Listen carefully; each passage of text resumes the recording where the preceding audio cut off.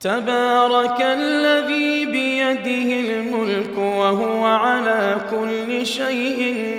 قدير